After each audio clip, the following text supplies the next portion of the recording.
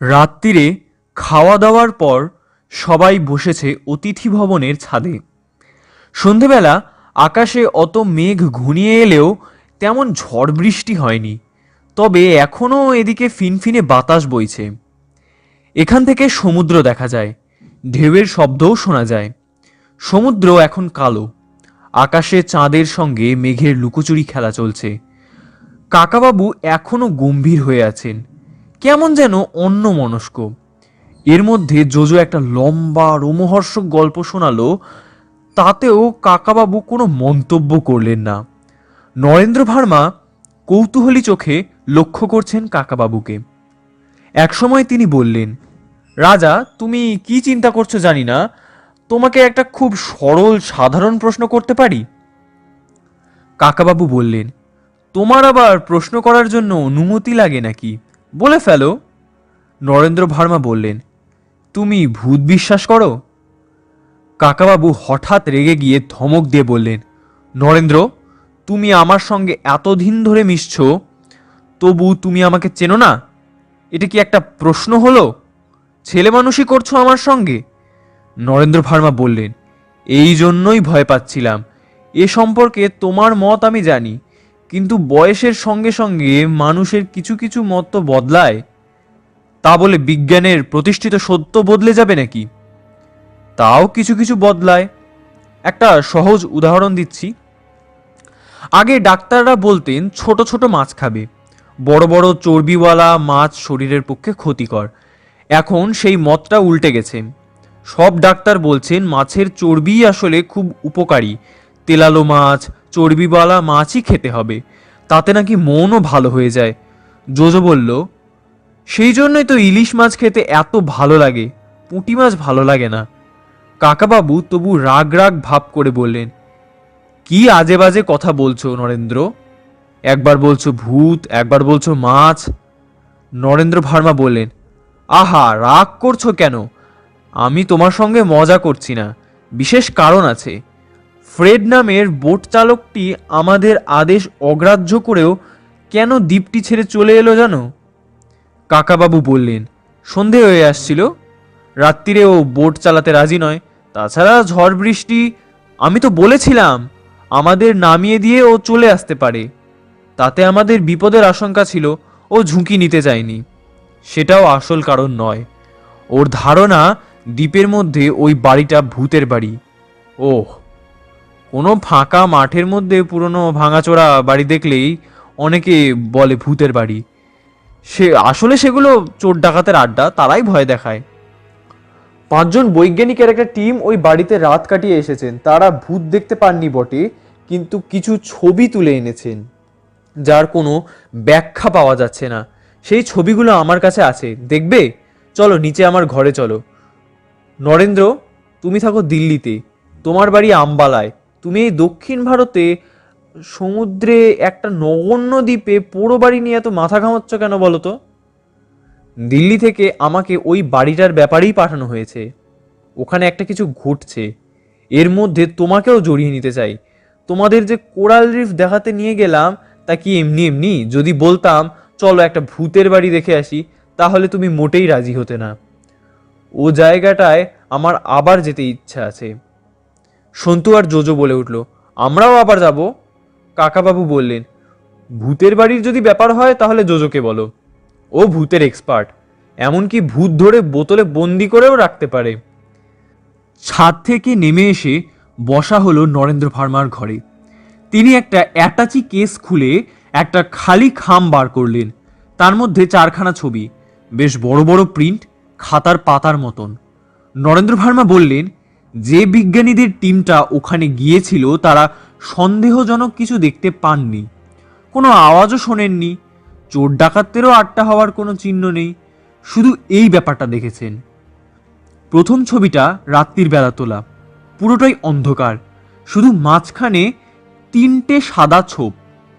দ্বিতীয় ছবিটাও প্রায় একই, তবে সাদা ছোপ 3টের জায়গায় 4টে। কাকাবাবু জিজ্ঞেস করলেন, এগুলো কি মশাল? নরেন্দ্র ভার্মা বললেন, তা হতেও পারে। বৈজ্ঞানিকরা তাদের রিপোর্টে বলেছেন রাত্রির বেলা অনেক দূরে তারা জানলা দিয়ে এগুলো দেখেছেন। মশালের মতনই মনে হয়, তবে দাউ দাউ করে জ্বলেনি। কাকাবাবু বললেন, কোথায় দেখেছে, জলের ওপর? নরেন্দ্র ভার্মা বললেন, তা ঠিক বলা যায় না। ওই বাড়িটার পেছন দিকে অনেকখানি জায়গা পড়ে আছে, সেখানে কোনো গাছপালা নেই। জোয়ারের সময় জল উঠে আসে, অন্য সময় কাদা কাদা হয়ে থাকে। সে সময় জোয়ার ছিল কিনা তা বোঝা যায়নি। ওরা কাছে গিয়ে দেখলেন না কেন? এ ছবি তো মনে হচ্ছে টেলিফোটো লেন্সে অনেক দূর থেকে তোলা। রাত্রির বেলা ওরা বাইরে বেরুবেন না, এটা আগে থেকেই ঠিক করা ছিল।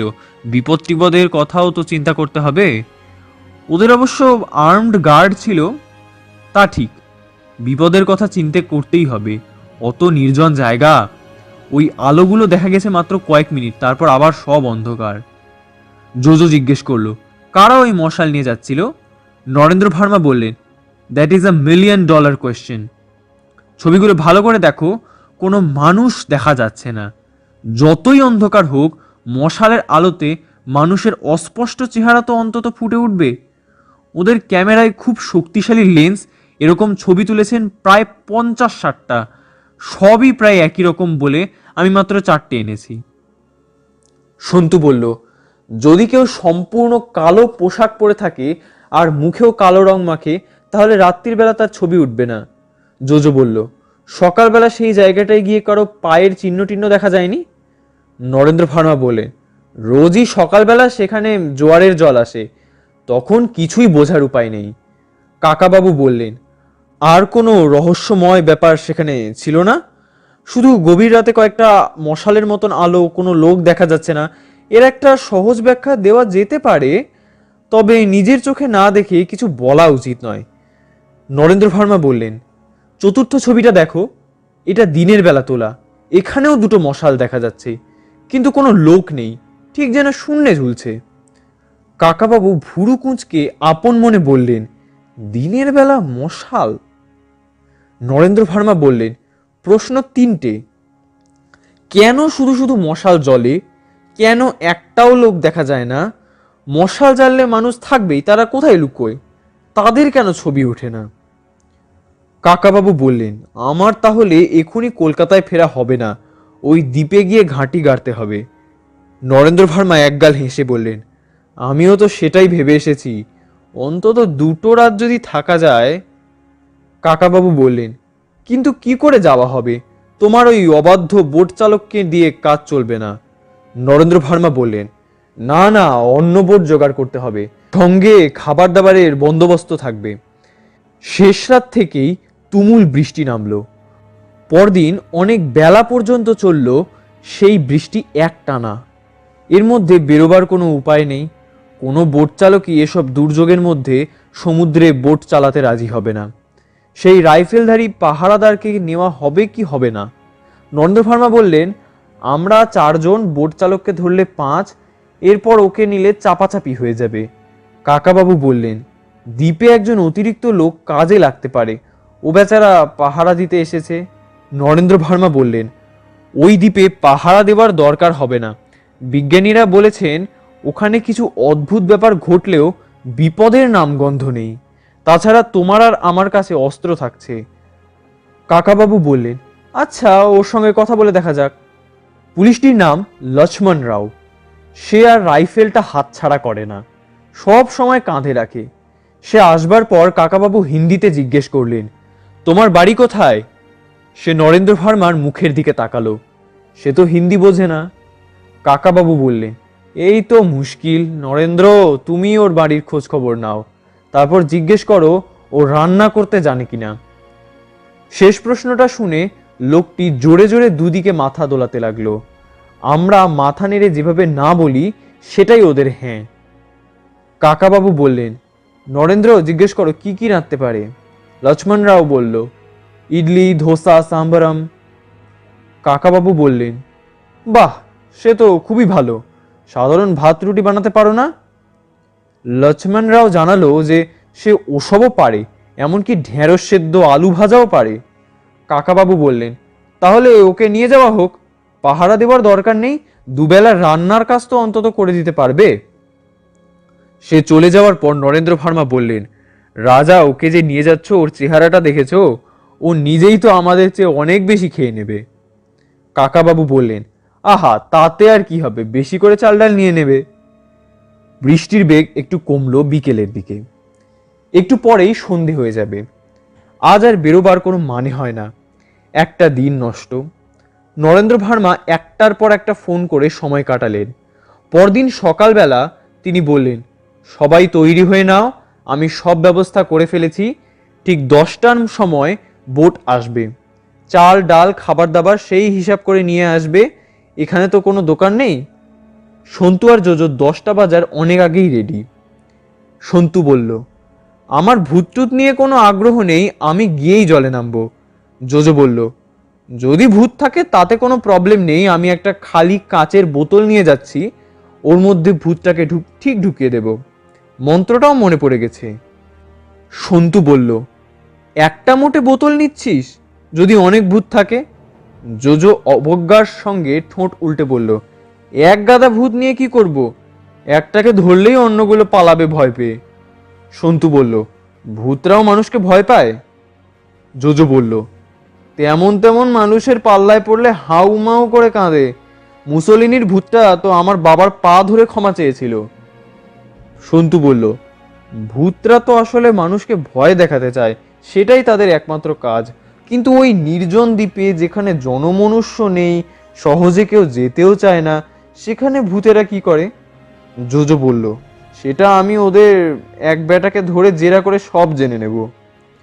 সন্তু বলল, তুই ওসব করিস? আমি যতক্ষণ পারি সমুদ্রে ডুব দিয়ে কোরাল রিফ দেখব। আহ, অপূর্ব অপূর্ব। জলের তলায় কি করে এত রং থাকে? জোজো বলল, দিনের বেলায় আমিও দেখব, জলে নামার ভয় আমার কেটে গেছে। আজ বৃষ্টি পড়ছে না বটে, কিন্তু আকাশ মেঘলা। বোটটা চলে এলো ঠিক সময়। এটা কালকের চেয়ে একটু বড়, মাঝখানে একটা ছোট ঘর আছে, বৃষ্টি পড়লে ওটার মধ্যে আশ্রয় নেওয়া যাবে। আজকের বোট চালকের নাম সিরাজউদ্দিন তারিক। মাঝবয়সী মানুষ, চোখে চশমা, কুর্তা পাজামা পরা। নরেন্দ্র ভার্মা জিজ্ঞেস করলেন, তারিক সাহেব, সব জিনিসপত্র এনেছেন তো? তারিক বললেন, হ্যাঁ স্যার, অর্কিড লজের ম্যানেজারকে আপনি ফোন করেছিলেন, 3 দিনের জন্য খাবার দাবার যা লাগতে পারে সব গুছিয়ে দিয়েছেন। কাকাবাবু বললেন, আমরা 2 দিনের বেশি থাকবো না, ওতেই হয়ে যাবে। তারিক সাহেব, আপনি রবার্ট আইল্যান্ডে গেছেন আগে? তারিক বললেন, পাশ দিয়ে গেছি কয়েকবার, তবে দ্বীপে নামিনি কখনো। কাকাবাবু জিজ্ঞেস করলেন, আপনি ওই দ্বীপটা সম্পর্কে শুনেছেন কিছু? তারিক বললেন, লোকে তো নানা রকম কথাই বলে, ভূত প্রেত আছে নাকি। আপনি ওই দ্বীপে কখনো নামেননি কেন? শুধু শুধু নামতে যাব কেন? ওই দ্বীপে তো একটা সেকেলে ভাঙা বাড়ি ছাড়া আর কিছুই নেই, সাপটাপ থাকতে পারে। আপনি ভূত প্রেতের ভয় পান? না স্যার, আমি ওসব নিয়ে মাথা ঘামাই না। বিশ্বাসী যদি না থাকে তাহলে আর ভয় পাবো কেন? ঠিক বলেছেন। আচ্ছা তারিক সাহেব, আপনি কি আমাদের পৌঁছে দিয়ে ফিরে আসবেন, আবার 2 দিন পর আসবেন, নাকি এই 2 দিন থাকবেন আমাদের সঙ্গে? থাকলে ভালো হয়, হয়তো আমরা এদিক ওদিক যেতে পারি। না না, আমি থেকে যাব। সেরকমই বলা হয়েছে। আপনাদের সঙ্গে 2 দিন কাটাবো, এ তো আমার সৌভাগ্য। আমি আপনার কথা শুনেছি স্যার। অর্কিড লজের ম্যানেজার বললেন, Raja Raychaudhuri is a very famous man. আমি স্যার ভালো রান্না করতে পারি, আপনাদের রেঁধে খাওয়াবো। আলাদা মশলা এনেছি। নরেন্দ্র ভার্মা বললেন, আহ, তাহলে তো পিকনিক বেশ ভালোই জমবে মনে হচ্ছে। চলো সবাই উঠে পড়ো। বোটে উঠে সন্তু জোজোকে ফিসফিস করে বলল, আমাদের এই অভিযানটা নিয়ে যদি একটা গল্প লেখা যায়, তবে তার নাম হওয়া উচিত ভূতের সঙ্গে পিকনিক। জোজো বলল, গল্প লেখার আগেই নাম দিতে নেই, দেখ ওখানে গিয়ে কত কি ঘটে, হয়তো ভূতের বদলে দেখা গেল জল দানব। সন্তু বলল, কিংবা এমনও হতে পারে আজ গিয়ে দেখা গেল দ্বীপটা ওখানে নেই, জলের তলায় চলে গেছে। জোজো বলল, কিংবা সেখানে একটা মস্ত বড় জাহাজ দাঁড়িয়ে আছে, কিন্তু তার সব লোক অজ্ঞান। এরকম গল্পে গল্পে সময় কাটতে লাগলো। আজ বেশ ঢেউ আছে, বোটটা লাফিয়ে উঠছে মাঝে মাঝে। সিরাজউদ্দিন তারিক অল্প বয়সী দুজনের দিকে তাকিয়ে হাত তুলে বললেন, ভয় নেই, এ বোট কখনো ডোবে না। নরেন্দ্র ভার্মা বললেন, দূরে আর একটা বোট দেখা যাচ্ছে। সিরাজউদ্দিন তারিক বললেন, অনেক সময় মাছ ধরার বোট দেখা যায়, সেই বোটটা ক্রমশ কাছে আসছে। দেখা গেল 2জন লোক দাঁড়িয়ে আছে, তাদের গায়ে খাকি পোশাক।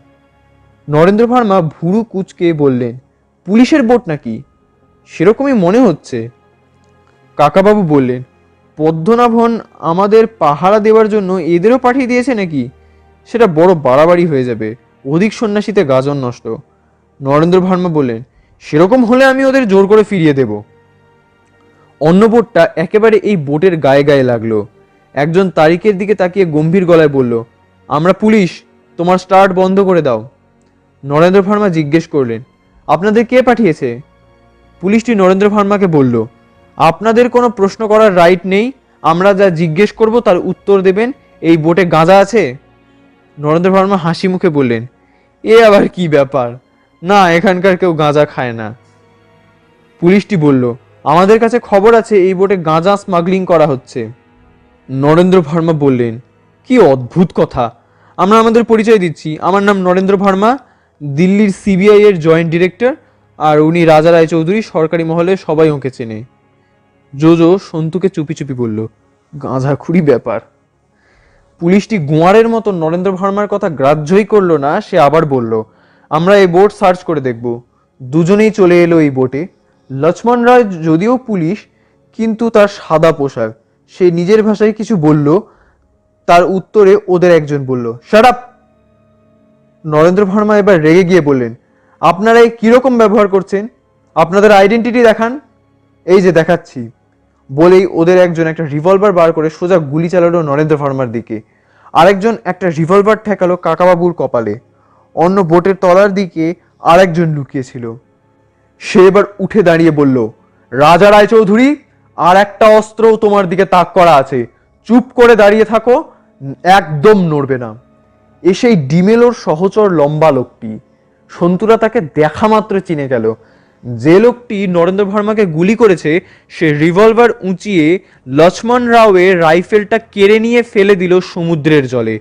তারপর সে তাকালো সন্তু আর জোজোর দিকে, চেঁচিয়ে জিজ্ঞেস করলো, হুইচ ওয়ান? লম্বা লোকটিও সন্তু আর জোজোর দিকে তাকিয়ে দ্রুত চোখ বুলিয়ে জোজোকেই বেছে নিল। সে নির্দেশ দিল, that one with yellow shirt. Kakababu নিজের রিভলভার বার করার সময়ই পাননি। তিনি ভাবছেন নরেন্দ্র ভার্মার কথা। তিনি গুলি লাগার পর কোনো সাড়া শব্দই করলেন না। মরেই গেলেন নাকি? তা কি সম্ভব? কাকাবাবুর সঙ্গে তিনি কতবার কত জায়গায় গেছেন, এর চেয়েও অনেক বেশি বিপদে পড়েছেন, প্রত্যেকবার বেঁচে গেছেন, আর এখন এমন সামান্য কারণে প্রাণ দেবেন? নরেন্দ্র ভার্মার চিন্তায় কাকাবাবু আর অত কিছু ভাবতেই পারছেন না। লম্বা লোকটি বলল, রাজা রায়চৌধুরী, তোমাকে আমরা মারব না, এই ছেলেটিকে নিয়ে যাচ্ছি। যেমন ভাবে পারো ডিমেলোকে পুলিশের কাছ থেকে ছাড়াবার ব্যবস্থা করো।